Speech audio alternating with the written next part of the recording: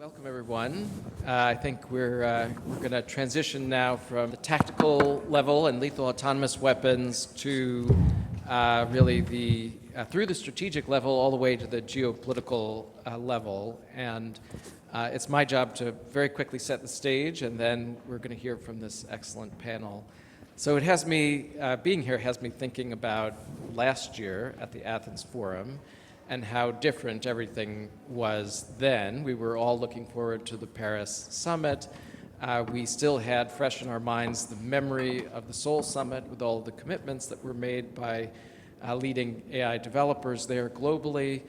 And things looked different. And it has me wondering if there isn't, in some sense, less consensus in the world today than there was back then. So while we have this rapid advance of technology, and many of you will have used Gemini 3.0, which I've been greatly enjoying, we'll also be perhaps thinking about this rapid advance. And at the same time, arguably, although maybe this is something we'll get into, a greater dissensus in the world today politically in terms of the need and the practicality of governance. And on the one hand, we have civil society leaders, academic leaders, leaders in the development of the technology, calling for governance still.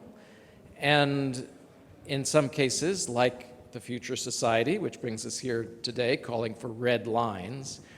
And then at the same time, on the other hand, we have governments who, in not all cases, but many cases, are emphasizing competition and a lack of trust and the difficulty of global governance, or as Michael Kratsios said, the director of the White House Office of Science and Technology Policy at the UN, the US would be largely against the global governance of AI. He was relatively direct in saying that. But maybe there's a little bit more agreement than there at first appears. I think that nobody really wants to open source AI technology that is going to democratize the ability to create a really advanced bioweapon. Now, of course, the open source debates are fraught, and there are lots of things that people disagree on. People disagree on whether that's very likely that can be done now or in the future, for instance.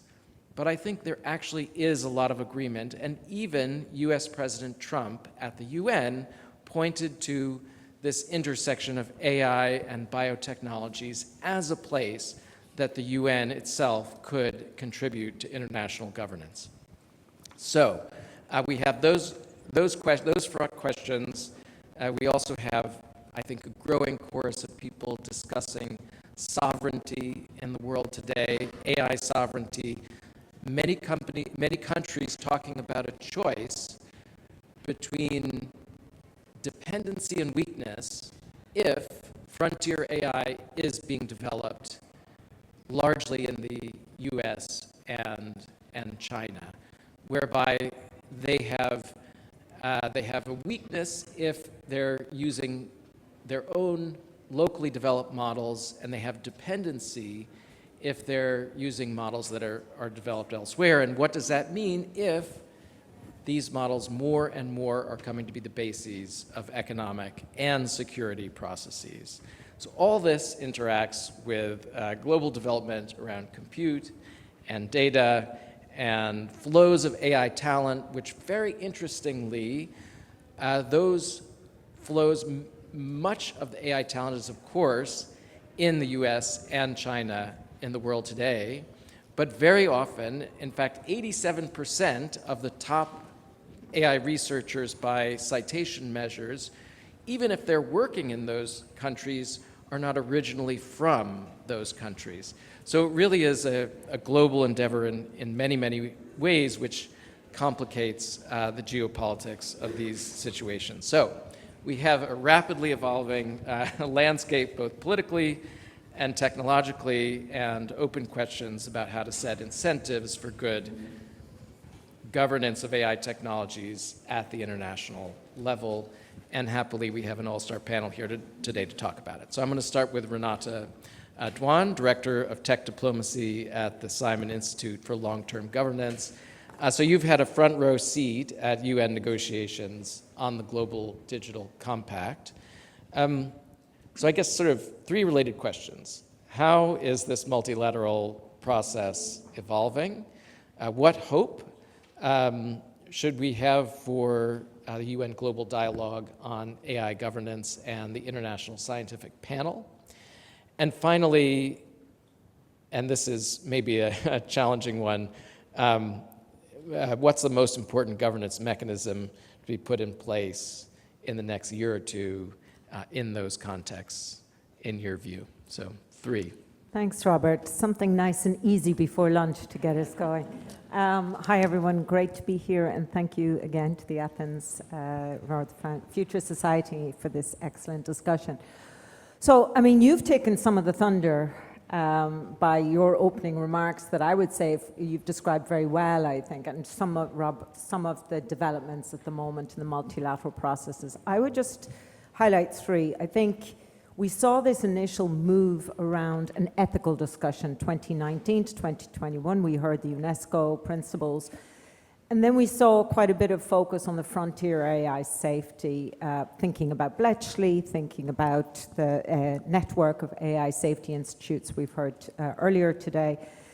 But more recently, in the last couple of years, we've been seeing the discussion very much around AI diffusion and application, issues around inclusion and decision-making and governance and participation, issues around uptake, issues around capacity building. So I think very much these overlapping and sometimes tensions around the nuance and the focuses where we see in this decentralized emerging AI governance world that we're grappling with.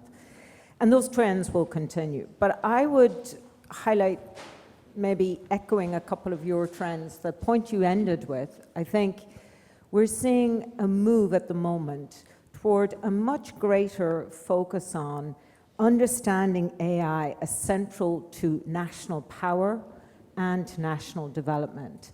And so we're hearing a lot about compute. What are the elements of the stack? What are the elements of sovereignty? Compute, data, talent, power, capital, data. And I think we don't have any multilateral processes shaping that. But I want us to reflect on that because that's very, very distinct from other digital tech processes that we had when we think about the internet or digital technology expansions. So much more centralization and much more the state is back focus in some of the discussions and trends. And I think we'll see more of that. The second aspect I would say is that the conversation around what do we need for AI governance is moving from minilateral initiatives to a global conversation. Now, with all the attendant weaknesses of a global conversation, but recognizing that this is a technology that cannot be navigated by a small group for a small group. And I think for all the dimensions of the UN, we see this coming through very much. And the third trend, I would say, is that we're seeing a move away from the norms and principles, as perhaps was the early work on ethical approaches, to much more focus now on how do you translate voluntary commitments and standards into practice. And we've heard that even this morning. So this focus on standards, this focus on shared risk assessments, on liabilities. And at the heart of that, the strength of that argument sits on a discussion of interoperability. So how do we harness interoperability to drive action? On what I think the scientific panel and the dialogue can achieve, I was very involved, as Rob said, in its negotiation and its establishment, so I'm biased. I'll declare that there. But I do want us to reflect on the fact that in this difficult time for multilateral processes, the establishment by consensus, as we heard today from Amandeep, of the panel and the dialogue represent the only institutionalization of AI governance mechanisms we have seen today. So one of the appeals that I would make to this community, if you're interested in AI safety and governance, You have to come behind these processes, not because of how brilliant they are, but because there's very few other alternatives at the global institutional level right now. But it's equally important to be clear-eyed in these geopolitical moments about what can be achieved, and therefore to target those efforts around that. I would say for the panel, they're twofold. First, it's really critical in this first year that the panel's authority, credibility, and expertise and independence are established. And that's out of the hands of most of us largely. Something that Simon Institute has been pushing a lot for was nominating experts or encouraging experts to self-nominate. But that independence and authority is going to be critical for its capability to influence. And the second, in terms of what its work is, my hope is that it focuses on, drives two areas. One is pushing a shared risk assessment framework that is inclusive and that allows for a convergence around a risk assessment framework. And the second, that it sets out a set of safety actions and principles around pre-deployment safety evaluations. So can it start to drive safety actions by indicating some steps that could?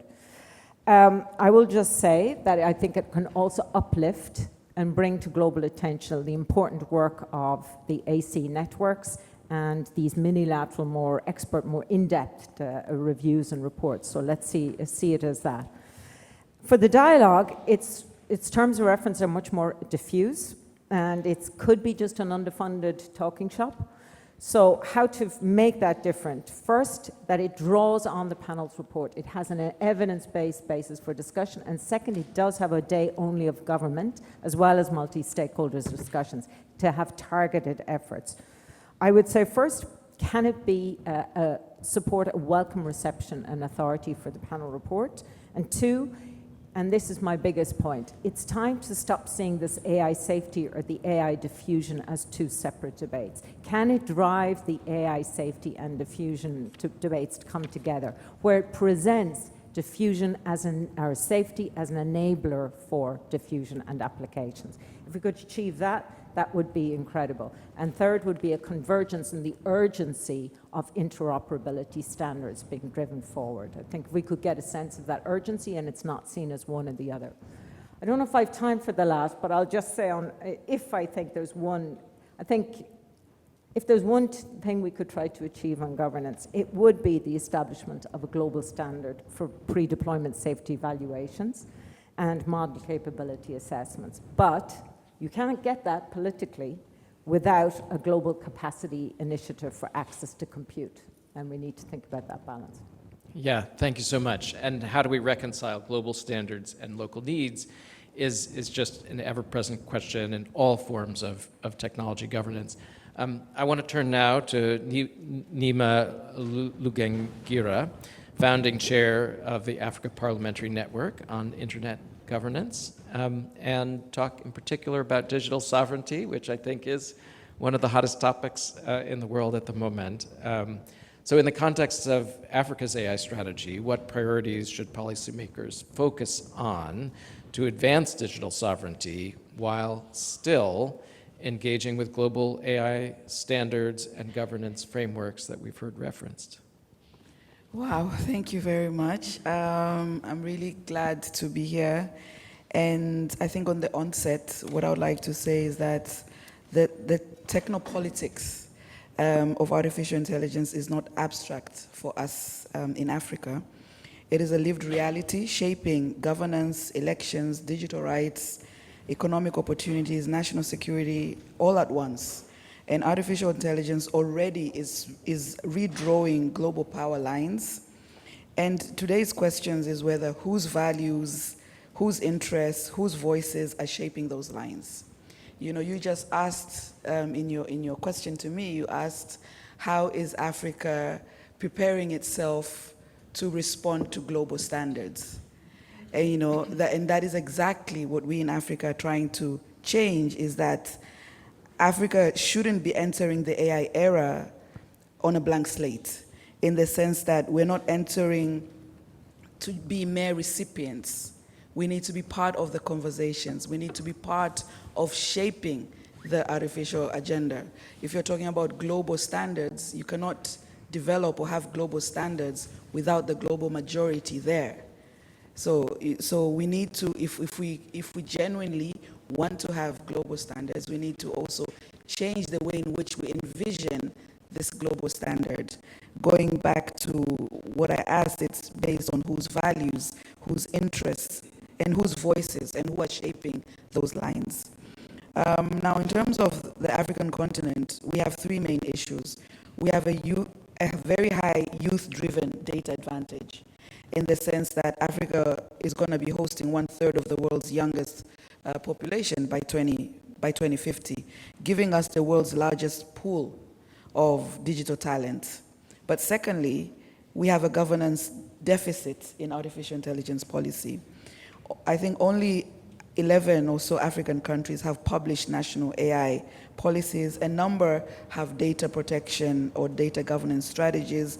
And this is a geopolitical vulnerability that unfortunately the big tech are also taking advantage of, because most tech companies are from the global north. And you find that because we don't yet have the legislative landscape in comparison to counterparts in the global north, therefore, it's very common to find the very same company behaving a certain way in the EU market, behaving another way in the US market, behaving a different way in the UK market, and when they come into the African continent, they throw all of it out of the window. They don't recognize any of it. And for our governments to hold them accountable becomes very difficult. But if we are talking about the global standard, and if we know these companies are registered in X country or Y country, why is it when we have the EU AI Act, we cannot have a clause there demanding the tech companies that if you're going to operate, if you want to operate in the EU, then you should operate in a certain way outside the EU. Similarly in the UK, similarly in the US. I know I just got a note that I have 1 minute, but you're going to have to excuse me because I am representing billions of people, as you can. So I have a huge weight on my shoulder. So just excuse me and give me at least 2 more minutes to finish off these very important things that I have to say on behalf of the billions of people. And the global tech political shift. You know, we have US and China driving AI capability race. We have EU driving the normative power. We have OECD, we have UNESCO, we have NATO, we have everybody. But then the main question is, where is Africa in this global renegotiation? You know, and we are the big markets, the future. But where do we sit?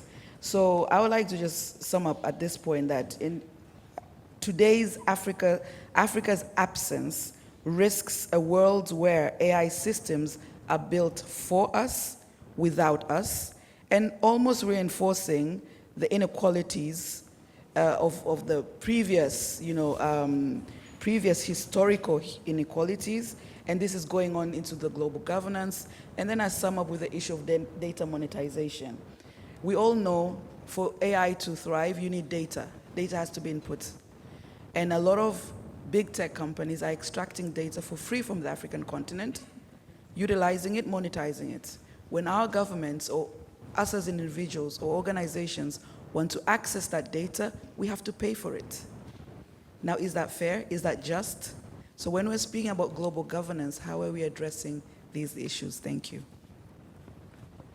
Yeah, thank you. And I think that is a good reason. Representing billions. Yes, billions. Is a good reason for an extra single minute. Thank you. Yeah. Okay, I'll turn to Deborah Curtis, partner at Arnold & Porter. So shifts in export controls and other cross-border requirements we've seen, and a lot of uncertainty, I think, in those areas about what, in fact, is coming in the future. So how is this affecting the private sector dynamics, from compliance and market access to broader strategic planning? Absolutely. Well, thank you for having me here. This is my very first Athens Roundtable, and there might be a very good reason for that. I come from the national security state of the United States. And so my speech is not intended to be provocative or probably won't end up being inspirational, but more observational and hopefully instructional for you about how the US government is thinking about these issues, to the extent it is thinking, and how companies and how I'm seeing companies react almost like amoebas under a microscope in some cases. And so I will first start out just a bit about myself, which is always so dreadful, but hopefully it will give context to what I'm saying. I spent my career before coming to Arnold and Porter as a national security prosecutor, as an attorney at the Pentagon advising on the development of advanced weapon systems, as the chief counsel for the Department of Commerce, the body, the organ within the US government that develops and enforces dual use, not triple use yet, maybe triple use someday, dual use export controls. And then finally, I spent the last 3 years of my government career at the CIA, where I was deputy general counsel, and the director, William Burns, used to just call me clean up on aisle 8. So you can imagine the types of issues I'd seen. And I want to give you, hopefully, some insight into why we're seeing what we're seeing coming out of the US government now, and to forecast to the extent we can, at least through past being prologue in a lot of these areas, how companies and how countries and how the normative forces of Europe and Africa and other places can react and can lead, I think. The United States is seeing AI, and I think Nicola's very prescient 2018 article says it all, as the new battlefield for geopolitical dominance. You need only look at last week's White House pronouncement about the Genesis mission. I mean, it sounds like we've gone back to the 1960s with the space race. The words that they're using, and again, this White House likes to use hyperbole, but this is something that's been in train, as they say, in development for many years. And so this idea that AI technology and the words like compute, using those words now in the political dialogue, it's fascinating to me. And algorithm, they never said that before. And data flows all have taken on sort of a Jengaistic national asset attribute. So the United States mindset is that it owns this material. Thanks, I've got 1 minute left, and I don't represent billions of people, so I'm sorry. I'll go quickly. Seeing this, thank you, as a zero-sum game for dominance, for control. So that innovation by US companies is taking advantage of a vulnerability. And they think about it much in terms of sort of enemies and allies. So just keep that in mind as these are going forward. And what that's enlivening, what that's causing, is them to put on the books. Now, in some cases, they've held back on the use of them. Export controls, outbound investment controls, other technology controls that are designed to solve against a zero-sum game. So as we're thinking about these policies, that's the mindset that they are bringing to that. But what does that mean for companies? And I'll go quickly, time's up. Huge shifts in the way companies are viewing compliance. Compliance used to be, there's a rule and we might have some lawyers and we'll have a process to comply. Compliance is now becoming a strategic function in companies. Companies are saying, let's help make the rules. Let's get into some sort of transactional agreement with the US government so we own the rules. We set the data threshold, right, in NVIDIA. That's the national security threshold. They're engaging. They're creating the rules. And the other thing that I'm seeing a huge shift for companies, and I'll go really quickly on this, but I think it's really, really important, is that companies are understanding that national security, no matter how advanced the product is, no matter how good the product is, no matter how much of a use case and a demand there is for the product, a barrier to entry to the market in the United States or anywhere is going to be a national security test. That these governments are not only going to say, yes, you're just going to have to play by the rules, here's our rule book, make sure you have a compliance program, but they're going to be this proof of concept, these feats of sort of anti-China, China decoupling, cybersecurity parameters that are going to be a threshold test for entering the markets. And I think companies that are smart are planning for regulatory contingencies in sort of all three markets. One in this harmonious market where there are norms, and we hope the economy drives that, which I think might be the least likely at this point. One highly fragmented, crisis-driven regulatory environment where the companies that are crisis, that always have on-the-shelf crisis plans, kill switches might survive. And then probably, and finally, what I think is probably the most likely is perhaps multiple multipolar regulatory markets where companies will build what they might call US safe supply chains and be able to operate in different areas under different rules. So that's what I've seen. Thank you. Great. Thank you. Thank you, Deborah. I want to turn to Marcus Gall, Head Data Science and AI at NATO Allied Command Transformation. So we've heard quite a bit about security already, a fraught security environment, and an idea that really security dynamics are driving a lot in this space, and in fact about zero-sum competition or a zero-sum mindset. And so given that, how does NATO fit in? What can NATO do in that context? So first of all, thank you also for the invitation, for being here. I want to rephrase it or reframe it a little bit because you mentioned also compute. We heard about the latest algorithms. We're of course not opposed to that, and we don't represent 30 millions of people, only 32 nations. But from our perspective, having the latest AI model is not the most important thing. Much more important are these three principles that I'm going to talk a little bit about. And sorry for waving the microphone. This has been my issue all the time. This is my inner Italian, so I'm sorry about that. So the most important principles for us are interoperability, trust, and responsible integration. So that's what I want to focus on a little bit, because for an alliance of 32 nations, the real strategic risk is not so much falling behind the latest model, but actually having different national systems that don't work together, in particular under pressure. So how are we doing this? So the formal guardrails, political guardrails that we have put in place is the, what we call them, 6 principles of responsible use of AI and data. And they are similar to these to principles that, for example, the US has and other nations as well, and also the EU. Principles such as explainability and traceability, lawfulness, bias mitigation is one of those, reliability, governability, and accountability. If you had more than 6, that's because some of them are in a tricky way combined. So, but 6 are the official numbers. So, but that's kind of the easy part, developing them, defining them at the political level. The harder part is how do we actually implement that? How do we get that into the systems, the AI systems? And that's actually a strategic necessity for NATO, because what's actually impacting this, so what is required to have these principles implemented? It's essential for trust.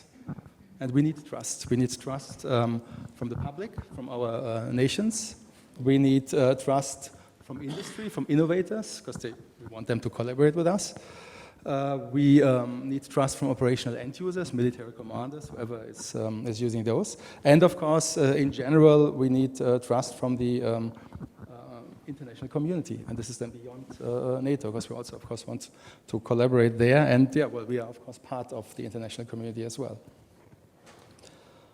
So these principles of responsible use are not are put on as safety belts and not as brakes on innovation, because that's also how it's sometimes seen. Brakes on innovation. So how can we, what can we do there? We have the governance body that we call the DARP, the Data and AI Review Board, which is represented by 32 nations, and they are actually there to operationalize these principles and serve as the governance mechanism for oversight, coherence, and accountability. Accountability is, of course, one of these very important parts as well. So without such a common governance authority, fragmentation would become the default, and we had that already. So how do we get there? Thank you. How do we get there is the question. And please keep reminding me. Yeah?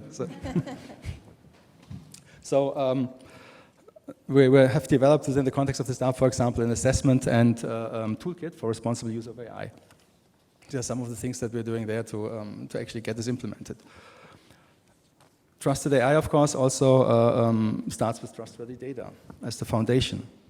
It's only as trustworthy the AI system as the data foundation that it sits on. And we have other frameworks, data exploitation framework, and so on, which look at governed, trusted, interoperable, and protected data. Okay, I don't have billions of people, but 32 nations, so give me also 2 more minutes, please. So if we cannot, within NATO, share data and fuse data reliably, then no AI system can provide any consistent answer or outcome and credible support. So what we are doing at ACT, for example, we are the Allied Command Transformation. We're looking a little bit into the future. That's why we are taking care of such things. And our task is to take these strategic commitments and translate them into capability development, so real capabilities that are being developed. We do this via exercises, for example, or concept development, and in general, this process is called capability development within NATO. And we focus on the technical reliability and ensuring the accountability of an AI-enabled outputs and on transparency and traceability of how these systems operate.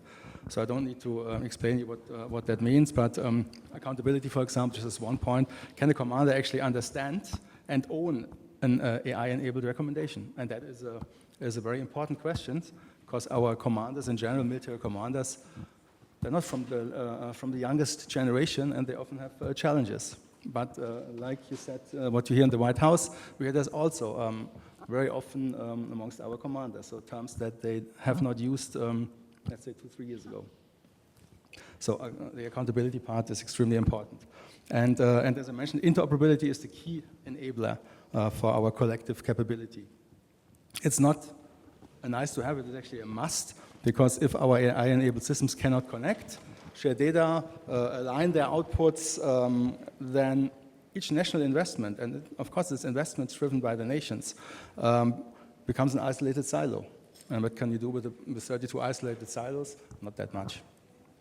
So that's why we are also emphasizing common data standards, interface specifications, and aligned testing and validation. So we're very much for open standards, so we don't want to develop everything ourselves. So this is also one of the ways how we fit in this. And we heard about testing and validation. We call this TEVV, testing, evaluation, verification, and validation. It's kind of the approach on how we want to get there. It's only hundreds of millions, so. Oh, okay. So that goes into actually the follow-on discussion, I think, that we want to get to these shared methodologies and work with others to actually develop these platforms. One word on the risk. What if we actually lag behind the coordination? It leads to fragmentation, as was already mentioned before, security vulnerabilities that are unavoidable in that case, the erosion of trust. We can, of course, ask the question, at what level of trust are we right now? But if this erodes even more, no matter where the baseline is, that's going to become a big issue. And also industry, we're depending on an ever-shrinking number of commercial providers, which bears a risk in itself. We're going to do a speed round, so you're going to have a chance. You'll have a chance. Anything you missed, for sure, in the speed round, you can pick up on. Thanks so much.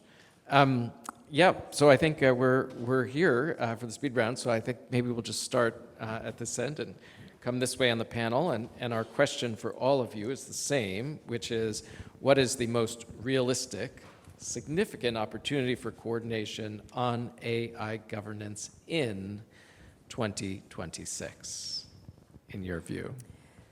In the next 3 months,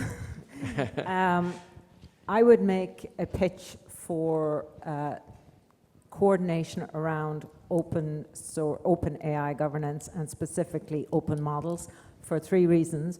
One is it's what most of the world thinks about and wants access to. Second, and therefore is prepared to have a conversation around safety. Second, it's not a key US priority and not one in which they're invested. And third, it's a space on which China could look good in the context of the World AI Conference and with some movements in that direction. And I think that could center around threshold testing and data provenance and training guarantees. Yeah, thanks so much. That's an interesting one. Marcus. Yeah, so I would say that to some degree the most realistic one is perhaps the coordination on how we actually test and evaluate AI systems. Because none of us, no matter what the geopolitical disagreements are, will benefit from unpredictable AI behavior. So I think if we have shared methods for testing, robustness, reliability, and safety, which are, I think, principles that we can largely agree on, then that gives us the closest common ground.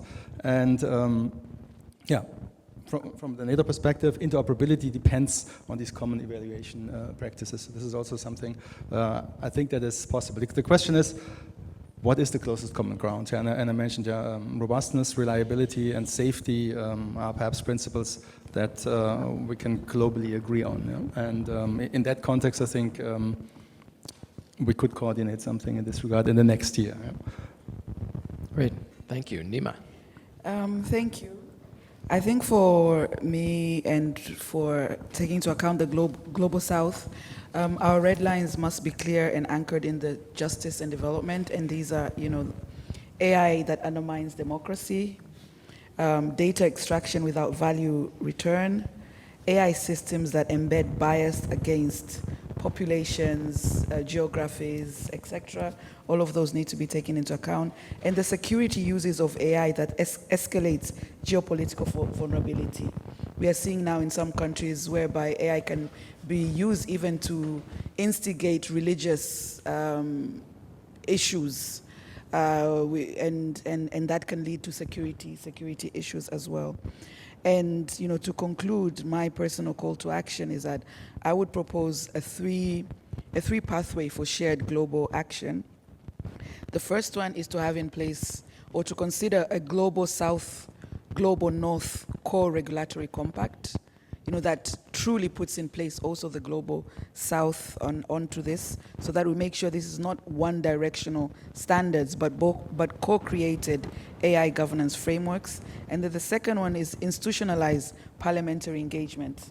Having been a parliamentarian, I understand that governments negotiate AI, tech companies build it, but it's parliaments that regulate AI. So it's very important to have permanent parliamentary mechanism within this global AI governance forums. And then last is the investment in women political leaders in AI policy. No democracy can survive the AI era threats if half of its leaders are excluded. And this is very, very, very dear and close to me. Having served in parliament for 5 years, I know how excruciating AI can be for a woman political leader. And I'm sure many of the women here also know that potentiality, pain. So the global AI future must be co-created and not imposed. And to conclude, I think Africa is not asking for a seat at the table. What we are asking is that we should be building new tables. We should be building new tables. And in this tech political moment, we stand ready in Africa and in the global south to shape global AI futures grounded in justice, accountability, and shared prosperity. Thank you. Thanks so much. Yes, and finally. It's very hard to follow that, and I agree completely with my three co-panelists for the well-premised and logical and aspirational pursuits that they propose. So I agree with that. But the nihilist in me is now going to speak, because I think your question goes to what I believe might be the most realistic for some sort of shared common restriction or regulation. And because I'm a nihilist, I believe sometimes we only see that type of coalition or coalescence when there is a crisis. And I think looking even to current events, to the extent the world can circle around the idea that autonomous lethal weapons are something that we should be looking at quickly. And maybe that is the low-hanging fruit when we see survivors of a shipwreck being shot, not for attribution here today. That is, I think, probably our most realistic target to get the world started, to raise consciousness and to say this is where we need to stand up and act. Great, thanks, guys. So it's good news that I'll have a hard time summarizing the whole panel because it was a rich panel and resists summarization. I'll just mention a couple of themes. One is, I think a lot of people in different ways, although I'm not sure we use the word, we're talking about things that are voluntary at the international level, because we're talking about standards. Fundamentally, standards are consensus-based and they are voluntary on companies. But even though they're voluntary, they can still involve significant incentives at the international level to follow standards. So I think, one question that we haven't talked about a ton, but is, I think, one that people hopefully can think about, is how we do instantiate those incentives. How do we get consensus on standards, but then how do we actually have some incentives, potentially soft law incentives for following those standards globally? I think we had so many interesting ideas. One that I saw a lot of head nodding on was around coordinating on open source models. That does feel like something that really we could be doing and thinking about, and there would be a lot of demand, and as a space where maybe there's more consensus than there appears at first glance. Co-creating AI governance in a way that gives broad-based voice and also protects the interests of the variety of actors that need to go along with AI governance is something essential that I think we're all thinking about. How can we actually bring into the world? And then finally, there was mention of maybe some separate regulatory ecosystems in the world. And I don't know if that's coming, but it feels like that's something we've been talking about for a while. Will that happen? And 2026 feels like it might be the year, given some of the things that China's saying about creating a regulatory ecosystem, some of the different directions that other ecosystems are going. We might actually see some of that a little bit more concrete than we have in the past. So now I think it just remains to thank this lovely panel. Please join me.